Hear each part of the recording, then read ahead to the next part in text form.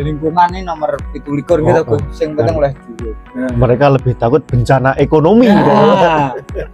Tapi kalau memang kayak rutinan kan kaswaya panas itu berbondong-bondong ada bantuan air dan lain sebagainya, tapi kan akarnya ini sakjane opo sih? Agar masalahnya kan tidak diselesaikan. Dan itu ya sebenarnya ya bersama-sama, masyarakat bersama. Kalau kita kan hanya bisa menghimbau.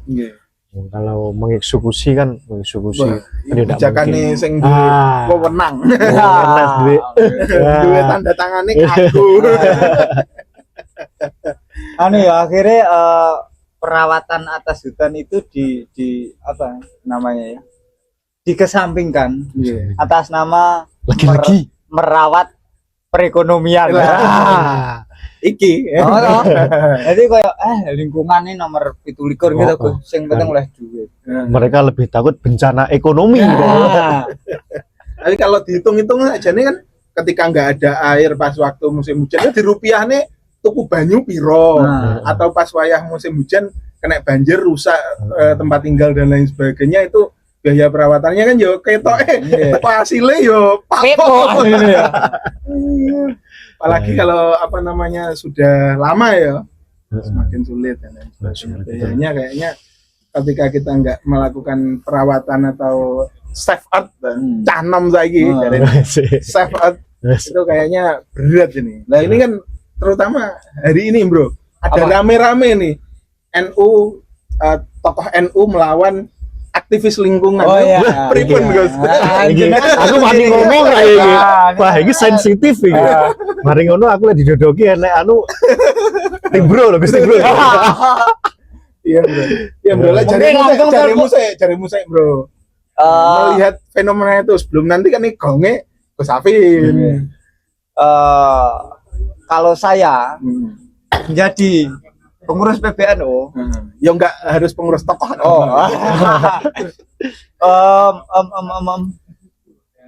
Karena saya nggak menjabat ya, saya masih idealis karena nggak ada uang di depan saya. Intinya, saya tetap bersama teman-teman aktivis lingkungan. Karena arep piye-piye orang ambil duit ketika lingkungan kita subur, ada bisa urip ngono lho, Pak. Kayak bahasane wong Blitar iku nang buritan iso mangan ngono. Nggih, walaupun rambe penggaya. Menurut saya kok gitu ya. Apalagi nek ngomongnya Raja 4 sing wong luar pengen berbondong-bondong rono. Dan dilalah rono temune eskavator. Lah iki priye lucu iki. Turis awake dhewe rono, Bro. Aku mau cara. Kan di telepon Anda mau jadi komisaris. Si Redcliffe karo Ineos MU. Nganu apa jenis pertandingan persahabatan yang Raja 4.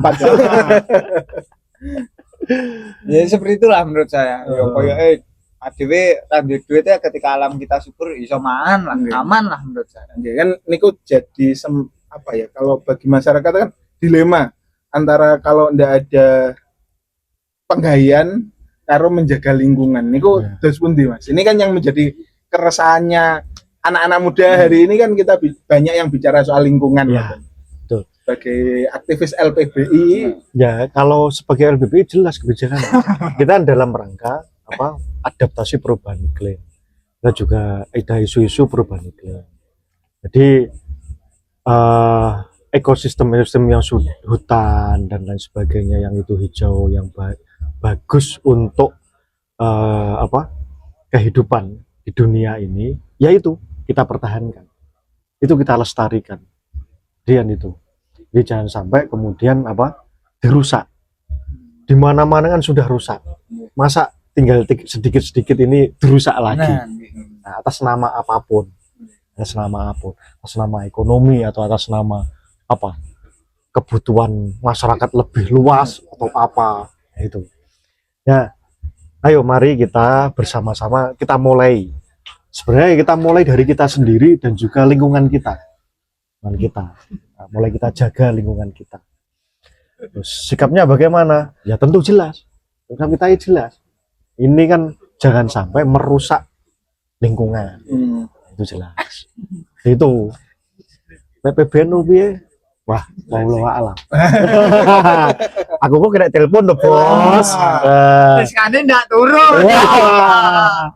Ya, tapi kan memang itu jadi keresahan banyak orang karena kan apalagi pasca kemarin ada bagi-bagi tambang untuk ormas keagamaan.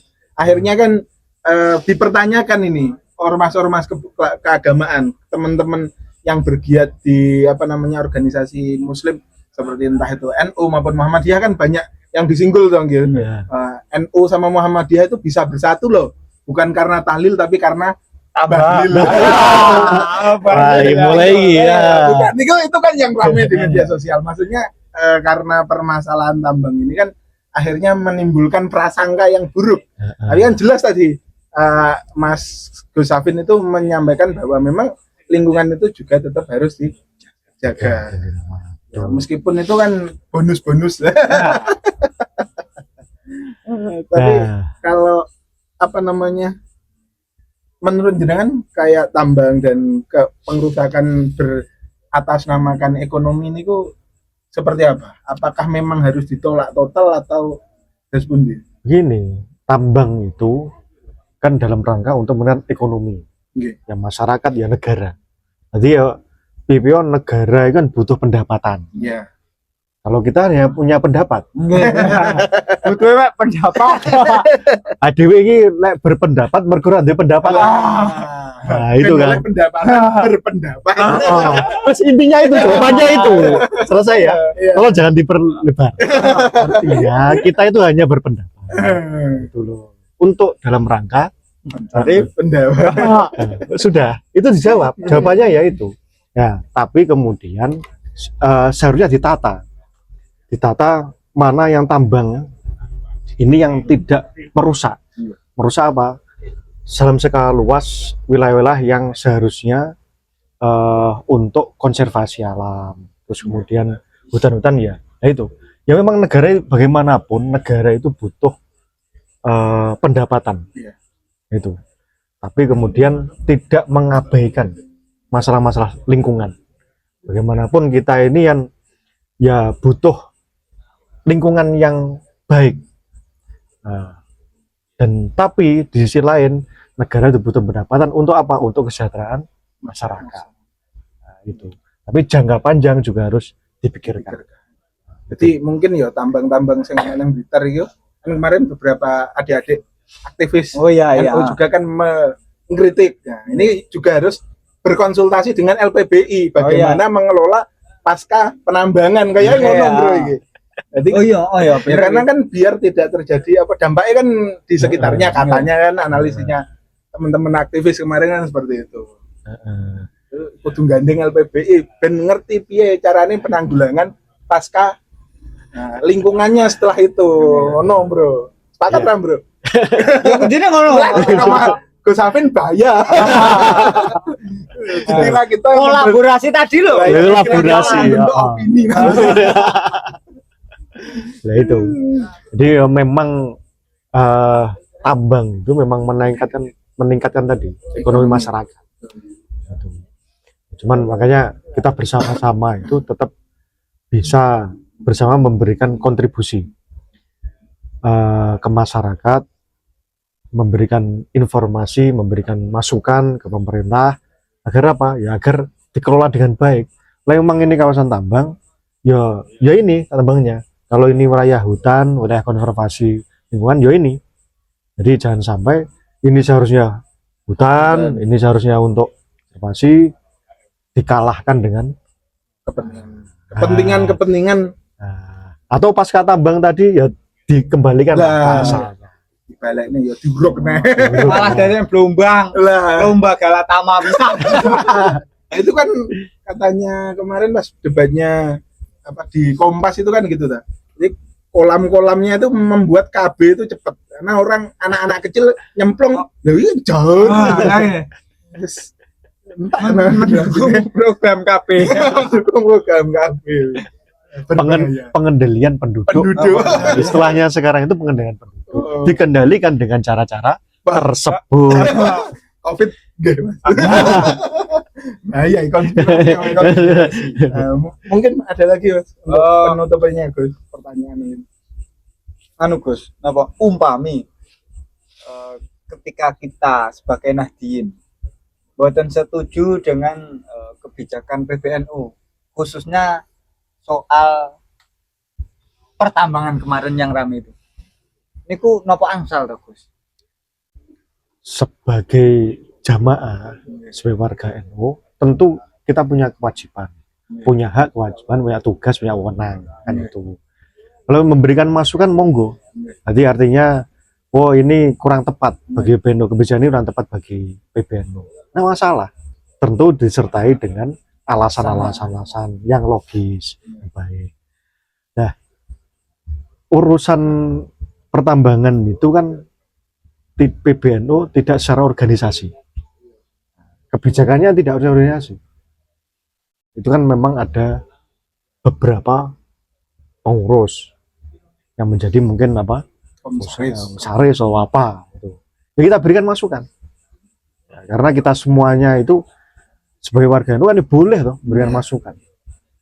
Tapi kemudian jangan sampai karena ini kemudian kita malah membenci. Nah, ini kan bahaya. Membenci, karena kalau membenci boleh orangnya, tapi organisasinya jangan sampai kita benci. Oleh pegel karo Mas Timbro iki gak demen oleh. Ya tuh MU mergane. Tapi aja sampai megeli MU. Malah megeli aku nek coba megeli MU. Iya.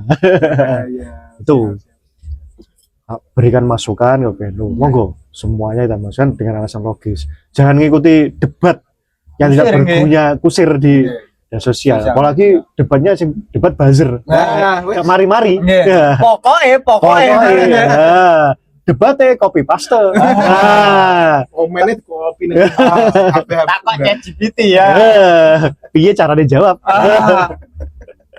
Kalau terkait program kerjanya LBPINU mungkin agar warga Nahdien maupun warga Bakul Kompo semuanya pendengarnya tahu Mas, terutama di Kabupaten Blitar sebagai penutup nopo Mas kira-kira yang ingin disampaikan disosialisasikan kepada jamaah. Kalau program kerja kita jelas. Yang pertama terkait program pra bencana, kita mengadakan pelatihan, peningkatan kapasitas. Kita mengadakan mitigasi, kita melakukan upaya pencegahan. Jadi kemudian juga sosialisasi ke sekolah-sekolah, ke masyarakat, melakukan bersama-sama dengan tim. Kemudian pada saat bencana kita membentuk tim penanganan bencana. Mulai dari kayak kemarin kita simulasikan pada saat terjadi kita simulasikan pada saat di program Arif Harum kemarin, itu yang membentuk tim. Kita bentuk tim posko, kita bentuk tim evakuasi, kita bentuk tim TRC, tim reaksi cepat. Terus kemudian kita bentuk tim shelter pengungsian itu hunian sementara, kita bentuk tim dapur umum, kita bentuk tim yang mendampingi korban bencana. Nah itu, betul dapur umum penting. Kalau saat mengungsi itu yang paling penting yang sudah mati apa yang masih hidup? Yang masih hidup, betul. Kalau yang sudah mati nggak mungkin demo, nggak mungkin update status, bengok-bengok. Aku lalai sing urip, ini mesti bengok-bengok, iso demo, iso update status. Lur aku urung duwe makan lur, aku kena bencana iki piye iki pemerintah iki piye PBI iki rawe madang aku iki. Nah, makanya tim dapur umum itu penting. Karena orang stres itu mungkin diawali dari belum makan. Tidak ada logistik iso anarkis. Betul, logika tanpa logistik anarkis. Ini ya di dalam LWB itu persoalan logistik itu harus menjadi perhatian bersama. Tadi apa? Logika tanpa logistik anarkis. Ya, jadi ini salah satu lembaga yang penting, terutama di momen-momen genting. Penting pas momen-momen genting. Mungkin ada penutup, Gus? Timbro? Gus. mungkin ki panjenengan sudah melanglang buana lah di bidang perbencanaan. Mungkin ada beberapa kejadian-kejadian aneh saat bencana, entah itu wong nenek apa tsunami, enek banjir terus akhirnya kepuyuh-puyuh. Nah, hal-hal seperti itu kan aneh, tapi ada. Nah, mungkin bisa diceritakan keunikan hal-hal seperti itu, Gus. Ya, pada saat terjadi bencana itu semua orang kan panik.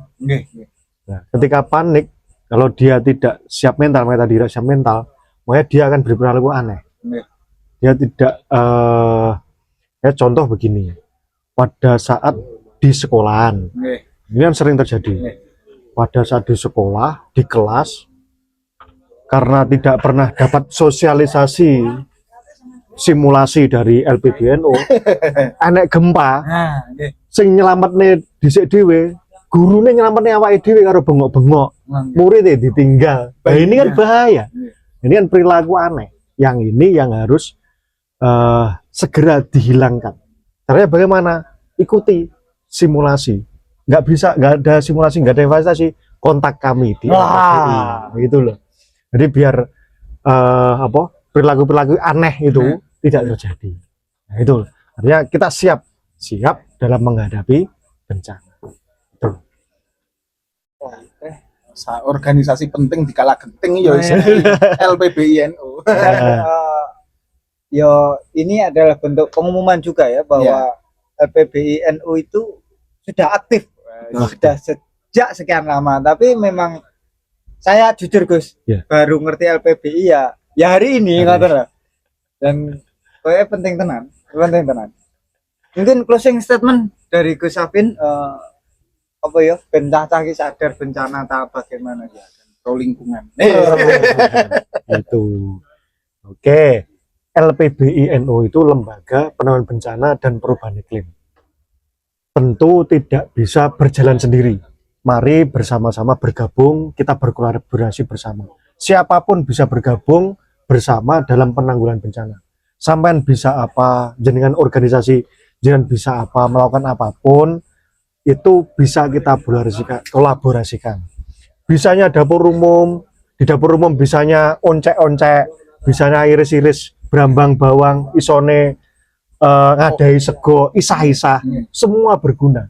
Isone ndampingi lansia berguna, isone ndampingi mbak SMA berguna.